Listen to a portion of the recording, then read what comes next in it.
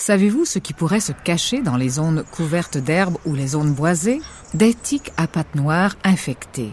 Elles peuvent propager les bactéries qui causent la maladie de Lyme, une maladie qui peut être grave. Voici ce qu'il faut savoir. Nous sommes nombreux à passer du temps à l'extérieur, pour faire des activités comme de la randonnée, du camping, de la marche, ou pour faire notre travail.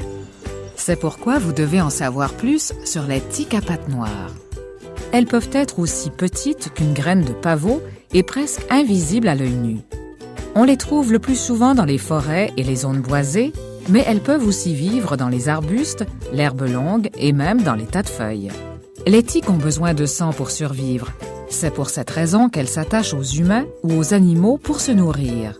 Certaines tiques à pattes noires sont infectées par la bactérie qui cause la maladie de Lyme et peuvent la transmettre aux gens en les mordant. Dans certaines parties du Canada, les cas de maladie de Lyme sont à la hausse. Les premiers symptômes peuvent comprendre une éruption cutanée, la fièvre, des douleurs articulaires et des maux de tête. L'absence de traitement pourrait entraîner des problèmes de santé plus graves, dont de l'arthrite, de l'arythmie cardiaque et des troubles du système nerveux, comme des étourdissements, une inflammation du cerveau et de la moelle épinière et des engourdissements ou des fourmillements dans les mains ou les pieds.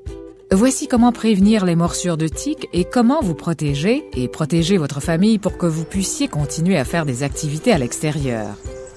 Couvrez-vous en portant des souliers fermés et des vêtements longs de couleur pâle couvrant les bras et les jambes.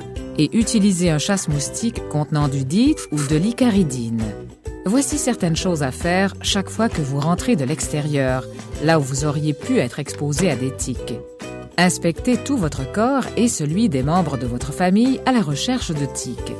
Prenez une douche dans les 2 heures suivant votre retour pour vous débarrasser des tiques qui ne seraient pas attachées à la peau. Si vous trouvez une tique attachée, retirez-la immédiatement avec des pinces à épiler. Le retrait des tiques en l'espace de 24 à 36 heures permet habituellement de prévenir l'infection.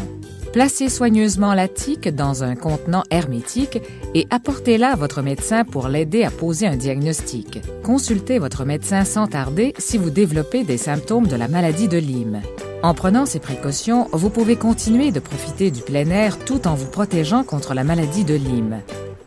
Pour en savoir plus sur la prévention, les moyens de retirer les tiques, le traitement et les zones à risque, consultez canada.ca/maladie de Lyme.